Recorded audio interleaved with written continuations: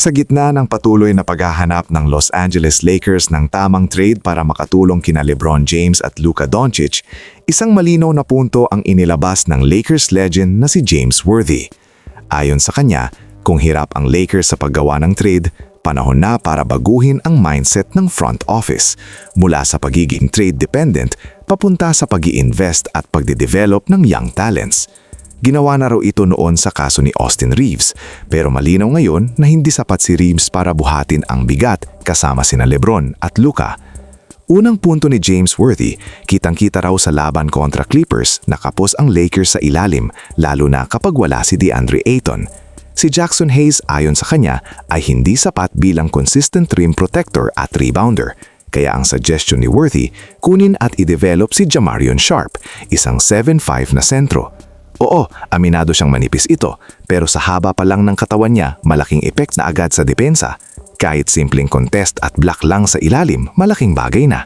At sa rebounding, halos imposible raw na hindi siya makakuha dahil literal na lampas ulo niya ang bola. Ikalawa, diretsahan ding sinabi ni Worthy na kailangan ng bitawan ng Lakers sina Maxi Kleber, Gabe Vincent at Dalton Knecht.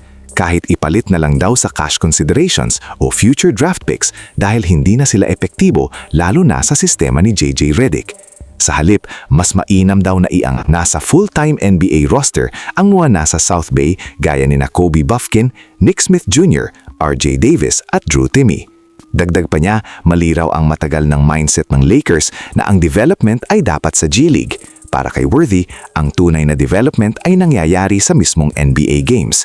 Doon mataas ang pressure, doon tunay ang kalaban, at doon mas mabilis matuto ang isang player. Kapag nasa NBA mismo, mas madali raw itama ng head coach ang mga mali, tulad na soft passes, maling depensa, o mababang effort. Sa ganitong paraan, mas mabilis nagiging pro ang isang player. Ginamit din niyang halimbawa si Bronny James. Sa G League, maayos ang laro. Pero pagdating sa NBA, kapos ang execution at confidence. Iba raw kasi ang pressure.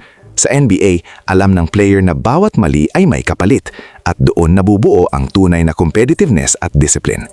At hindi lang players ang tinutukoy ni James Worthy. Ayon sa kanya, may problema rin sa buong development system ng Lakers mula training, conditioning, analytics hanggang sa video at film study. Para sa isang malaking franchise tulad ng Lakers, hindi raw katanggap-tanggap na hirap silang mag-produce ng ready players.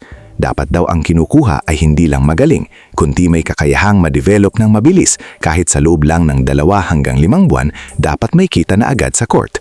Sa huli, malinaw ang mensahe ni James Worthy. Kung hindi kayang manalo ng Lakers sa pamamagitan ng trades, manalo sila sa development. Gamitin ang mga bata, ilaban sila sa NBA level at baguhin ang sistema mula loob. Ngayon, ang tanong, handa ba ang Lakers na talikuran ang lumang mindset at sumugal sa bagong direksyon? Ikaw, naniniwala ka ba na mas tama ang NBA development kaysa G League? At agree ka ba na si Jamarion Sharp ang sagot sa problema ng Lakers sa ilalim? Comment down below.